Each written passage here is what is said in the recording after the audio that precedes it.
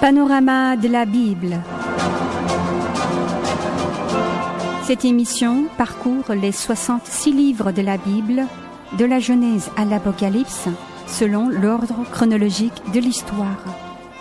Elle explique la parole de Dieu de manière simple et claire, non seulement aux nouveaux chrétiens, mais aussi aux fidèles de longue date et à tous ceux qui désirent connaître la Bible.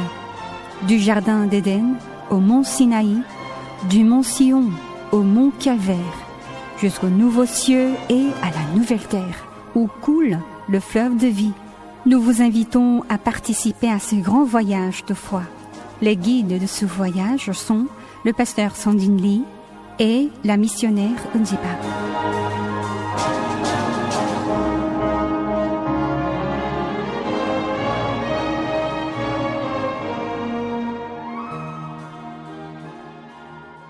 Bonjour à tous, bienvenue dans Panorama de la Bible. Aujourd'hui, nous allons voyager à travers la Bible pour rencontrer Abraham, le père des nations. Abraham n'est pas seulement l'ancêtre des Hébreux, il est aussi le père de la foi et un modèle pour tous ceux qui vivent comme enfants de Dieu. La dernière fois, en parcourant l'épisode de la tour de Babel, nous avons vu des hommes qui se sont rebellés contre Dieu au lieu de lui faire confiance. Franchement, c'était assez bouleversant. Mais aujourd'hui, quel bonheur de rencontrer Abraham, lui qui a obéi à Dieu, qui a été déclaré juste et surtout qui a reçu ce magnifique titre, l'ami de Dieu. Quand on lit la Genèse 9, il est écrit que Noé a vécu encore 350 ans après le déluge et qu'il est mort à l'âge de 950 ans. Après le déluge, Noé a vu ses descendants se multiplier.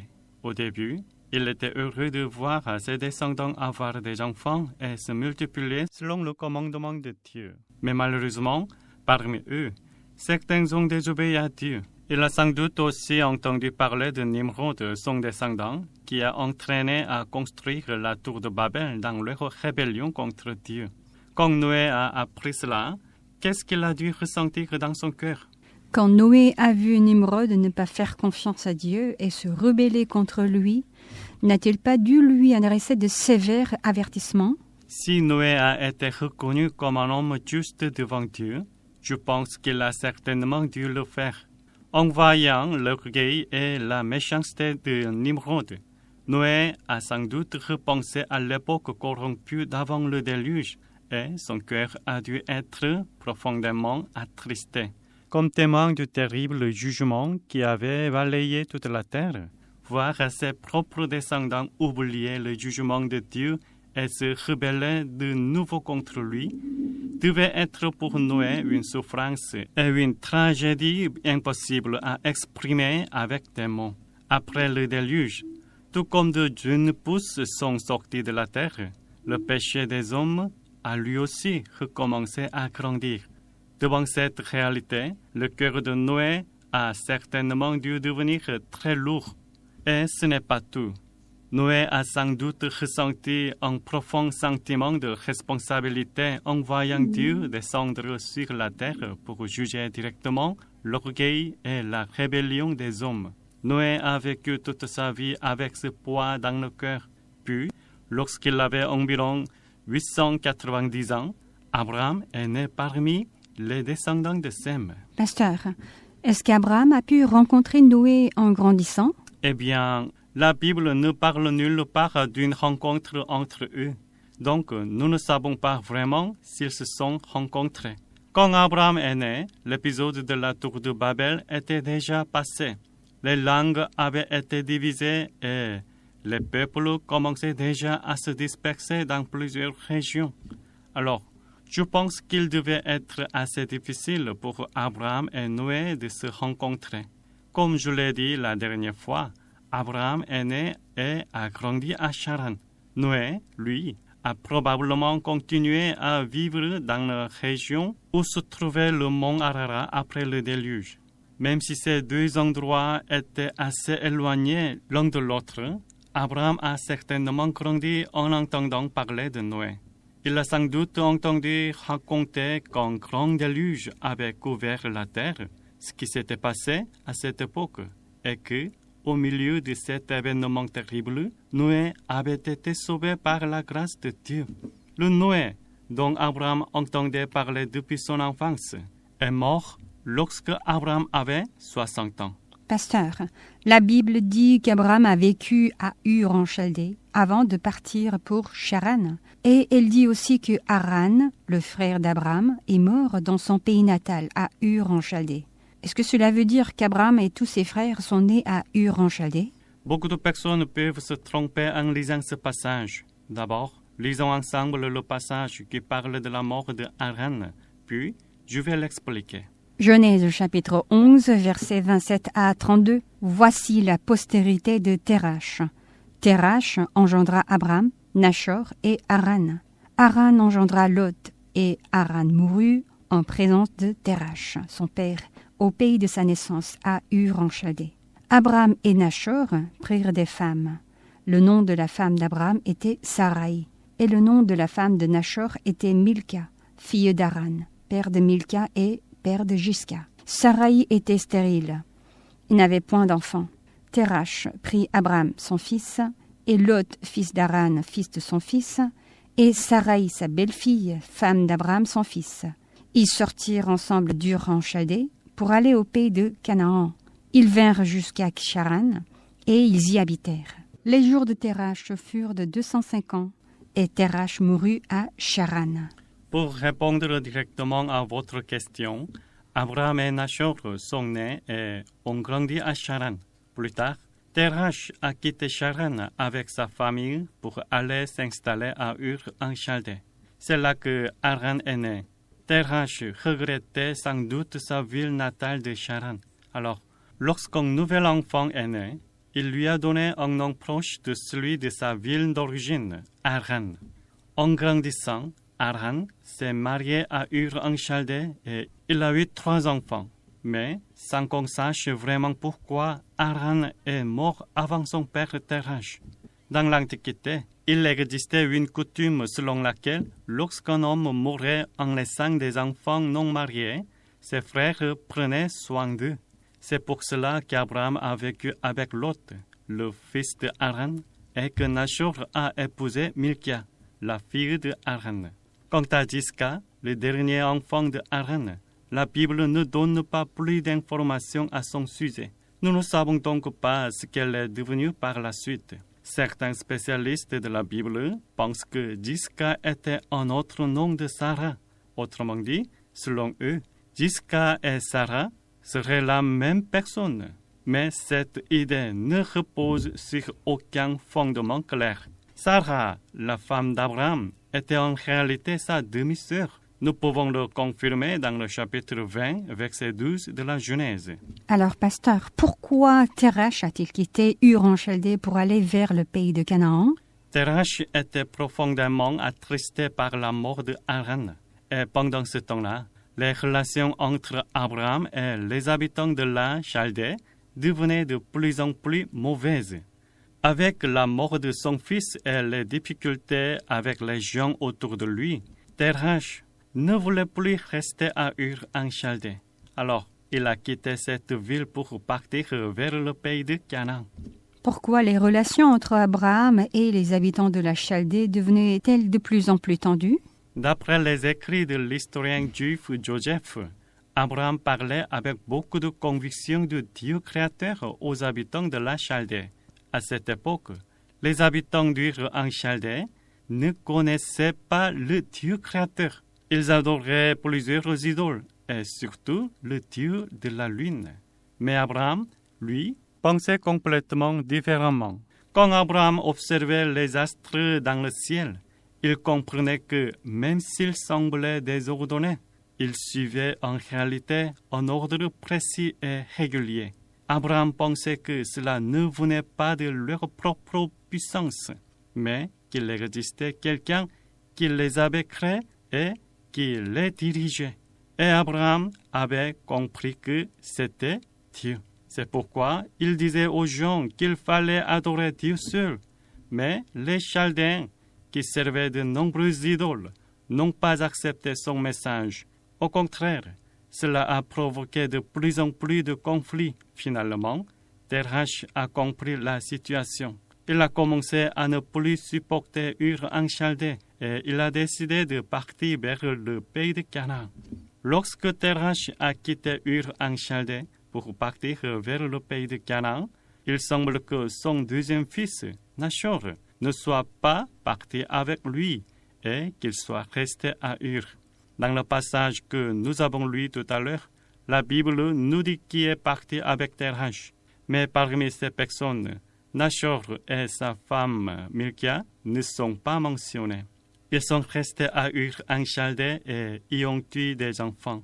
Les noms de leurs enfants sont écrits dans le chapitre 22 de la Genèse. Parmi eux, il y avait Bethuel. Et plus tard, sa fille Rebecca est devenue la femme d'Isaac, le fils d'Abraham. Terach et sa famille sont partis vers Charan pour aller ensuite au pays de Canaan. C'était une ville où ils avaient déjà vécu autrefois. Mais une fois arrivés à Charan, Terach a finalement décidé de s'y installer. Peut-être qu'à son âge avancé, il ne voulait plus quitter une nouvelle fois son pays natal. Puis, un jour, alors qu'Abraham vivait à Charan, Dieu est venu à sa rencontre et lui a dit ceci. Chapitre 12, versets 1 à 4. L'Éternel dit à Abraham, « Va-t'en de ton pays, de ta patrie et de la maison de ton père, dans le pays que je te montrerai. Je ferai de toi une grande nation et je te bénirai. Je rendrai ton nom grand et tu seras une source de bénédiction. Je bénirai ceux qui te béniront et je maudirai ceux qui te maudiront. Et toutes les familles de la terre seront bénies en toi. » Abraham partit, comme l'Éternel le lui avait dit. Et Lot partit avec lui. Abraham était âgé de 75 ans lorsqu'il sortit de Charan. Abraham a quitté Charan pour partir vers le pays de Canaan à l'âge de 75 ans. Certaines personnes pensent que Dieu a appelé Abraham lorsqu'il était encore à Ur en Chaldée. Mais si nous lisons attentivement la Bible, nous pouvons voir que Dieu a appelé Abraham pendant qu'il habitait à Charan. Dieu a dit à Abraham de quitter Charan et il lui a parlé ainsi. Quitte ton pays, ta patrie et la maison de ton père. À ce moment-là, où se trouvait Abraham? Il était à Charan. Et quand Dieu lui dit, ton pays et la maison de ton père, nous pouvons comprendre que Charan était bien son pays natal. Aujourd'hui encore, dans la ville turque de Sanliurfa, qui portait autrefois le nom de Charan, il existe une grotte que la tradition présente comme le lieu de naissance d'Abraham. Quand Abraham a quitté Charan, son père Terach était encore vivant. Terach est mort à Charan 60 ans après le départ d'Abraham à l'âge de 205 ans. À ce moment-là, Abraham avait 135 ans et son fils Isaac avait 35 ans. Pasteur, en entendant que Charan était la ville natale d'Abraham, je pense que certains auditeurs pourraient poser cette question. Dans Actes chapitre 7, versets 2 à 4, Étienne dit dans son discours « Le Dieu de gloire est apparu à notre père Abraham lorsqu'il était en Mésopotamie, avant qu'il s'établît à Charan. Et il lui dit « Quitte ton pays et ta famille et va dans le pays que je te montrerai. » Dans ce passage, on a l'impression que le pays natal d'Abraham était la Mésopotamie, donc la région des Chaldéens. Alors, quel était réellement le vrai pays d'origine d'Abraham? Et puis, Étienne dit aussi qu'Abraham a quitté Charan après la mort de Terach. Alors, à quel moment exactement Abraham a-t-il quitté Charan? Pour répondre clairement, la ville natale d'Abraham était bien Charan. Et Abraham a quitté Charan avant la mort de Terach. Quand Abraham a quitté Charan, il avait 75 ans et Terach avait alors 145 ans. La Mésopotamie ne désigne pas une seule région précise. Ce nom désigne l'ensemble des terres situées entre le Tigre et l'Euphrate. Comme Charan se trouvait entre ces deux fleuves, cette ville faisait elle aussi partie de la Mésopotamie. En revanche, la région des Chaldéens se trouvait plus au sud de la Mésopotamie, dans la zone où les deux fleuves se rejoignent. Dans la Genèse 24, nous voyons Abraham demander à Eliezer d'aller chercher une femme pour Isaac. Et à ce moment-là, Abraham lui dit ceci. Genèse chapitre 24, versets 3 à 4. « Je te ferai jurer par l'Éternel, le Dieu du ciel et le Dieu de la terre, de ne pas prendre pour mon fils une femme parmi les filles des Cananéens, au milieu desquels j'habite, mais d'aller dans mon pays et dans ma patrie prendre une femme pour mon fils Isaac. » Abraham a dit à Eliezer d'aller dans son propre pays, c'est-à-dire dans sa ville natale. Et l'endroit où Eliezer est arrivé était la ville de Nachor en Mésopotamie. Comme vous le savez, Nachor était le frère d'Abraham. Lorsque Terach et la famille d'Abraham ont quitté Ur en Chaldée, Nachor, lui, n'est pas parti avec eux. Les spécialistes bibliques pensent qu'il est resté à Ur en Chaldée, qu'il y a eu des enfants, puis qu'il s'est installé plus tard à Charan. Par la suite, Nachor est arrivé à Charan avec un grand groupe de personnes. Il y a fondé un petit village et lui a donné son propre nom. Donc, lorsque Eliezer est arrivé dans la ville de Nachor, il était en réalité dans la région de Charan, la ville natale d'Abraham. Et dans la Genèse 11, il est écrit que Terach a eu Abraham à l'âge de 70 ans. Donc, il y avait 70 ans de différence entre Terach et Abraham, n'est-ce pas? La Bible dit aussi que Terach est mort à Charan à l'âge de 205 ans. Alors, quel âge avait Abraham à ce moment-là? Comme il y avait 70 ans de différence entre eux, Abraham avait donc 135 ans lorsque Terach est mort. Et dans Genèse 12, 4, il est écrit qu'Abraham avait 75 ans lorsqu'il a quitté Charan. Autrement dit, Terach avait alors 145 ans et il était encore vivant à ce moment-là. Alors, pourquoi Étienne s'est-il trompé en parlant de la ville natale d'Abraham et en disant qu'Abraham avait quitté Charan après la mort de Terach? Cela est lié au problème des manuscrits bibliques. Aujourd'hui, nous ne possédons plus aucun manuscrit original de la Bible. Les textes bibliques que nous avons aujourd'hui sont des copies recopiées à la main à partir des originaux ou des copies faites à partir d'autres copies manuscrites. Comme ces textes étaient recopiés à la main, parfois, il pouvait y avoir des erreurs dans les copies. Il est donc possible que Étienne ait étudié à partir d'un manuscrit de l'Ancien Testament contenant une erreur et qu'il ait parlé en se basant sur cette information. Mais il est aussi possible que Étienne ait correctement prononcé son discours et qu'une erreur soit apparue plus tard au moment où son discours a été recopié dans les manuscrits. La plupart des spécialistes bibliques pensent que Étienne avait étudié à partir d'un manuscrit contenant une erreur. Ah, je comprends mieux maintenant. C'est vrai que ce passage pourrait facilement amener certains à penser qu'il y a une erreur dans la Bible.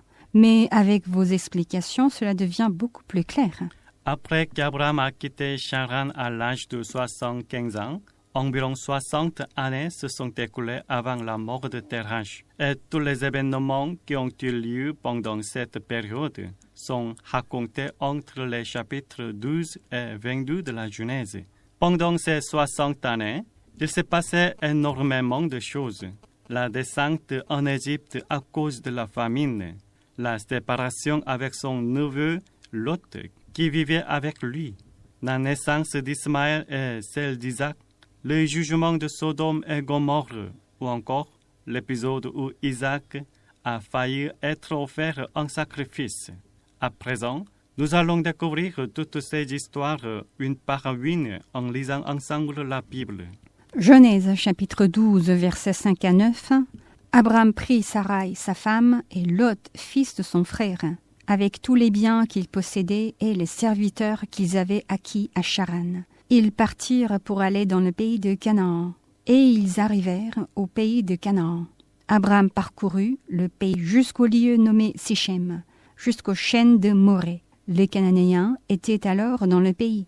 L'Éternel apparut à Abraham et dit « Je donnerai ce pays à ta postérité. » Et Abraham bâtit là un autel à l'Éternel qui lui était apparu.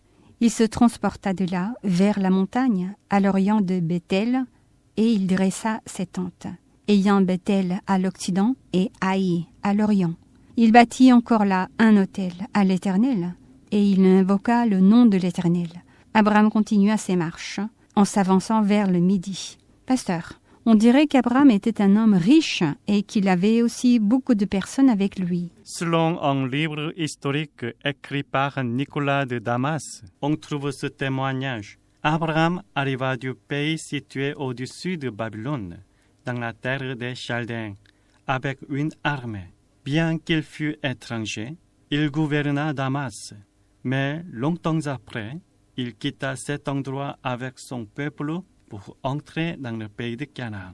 Quand nous lisons la Bible, nous pouvons voir qu'Abraham était riche et nous voyons aussi qu'il avait des hommes nés dans sa maison et entraînés auprès de lui. Dans la Genèse 14, plusieurs rois se livrent une guerre près de la mer Morte. Après leur victoire, les 4 rois emmènent prisonnier Lot, le neveu d'Abraham, qui habitait à Sodome, et pillent aussi tous ses biens. À ce moment-là, Abraham poursuit ses rois toute la nuit avec 318 hommes pour sauver Lot, et il finit par attaquer les 4 rois et les vaincre. Alors ces 318 hommes dont parle la Genèse, ce sont justement les hommes armés qu'Abraham avait sous ses ordres, comme l'a mentionné tout à l'heure l'historien de Damas. Oui, exactement. Abraham n'avait probablement pas seulement ces 318 hommes. Il devait avoir encore davantage d'hommes armés avec lui. Comme il possédait beaucoup de richesses, il avait certainement besoin de nombreux hommes pour protéger ses biens, et parmi eux se trouvait son fidèle serviteur Eliezer. Tout à l'heure, quel était le nom de la région que Abraham avait gouvernée avec ses hommes? Vous avez dit qu'Abraham avait gouverné Damas. Eliezer était justement originaire de Damas. Abraham l'a probablement accueilli parmi ses hommes lorsqu'il gouvernait cette région. Dans l'Antiquité, Damas était une ville très importante avec le développement de la civilisation et du commerce. C'était un carrefour des civilisations et un grand centre commercial. Abraham y a accumulé une immense richesse en gouvernant cette région. Et parmi les hommes qui ont attiré son attention, il y avait Eliezer. Il possédait non seulement l'intelligence et la sagesse nécessaires pour gérer les richesses, mais aussi de grandes compétences au combat pour les protéger. C'est pour cela qu'Abraham lui faisait particulièrement confiance. Voilà pourquoi plus tard, Abraham a envoyé Eliezer, son serviteur de confiance, pour chercher une femme pour Isaac.